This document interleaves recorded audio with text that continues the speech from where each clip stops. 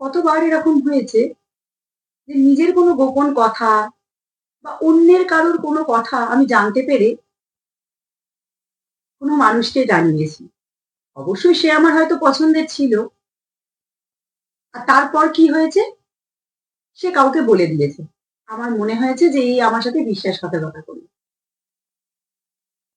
কিন্তু একটু ভাবো তো, নিজের কোনো গোপন কথা বা অন্যের কারোর গোপন কিছু, সেটা গোপনে রাখার দায় বা দায়িত্ব তো আমার ছিল।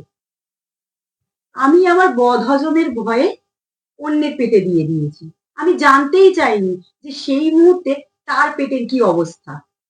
ব্যাস, সেও পেটে রাখতে পারেনি, অন্য কাউকে বলে দিয়েছে। আর আমার মনে হয়েছে সে আমার সাথে বিশ্বাসঘাতকতা করেছে। কিন্তু সেটা একদমই নয়। দায়টা আমার ছিল। গোপনে রাখার দায়টাও আমার ছিল, দায়িত্বটাও আমার ছিল। তাই বিশ্বাসঘাতকতা সে করেনি, আমিই করেছি আমার সাথে।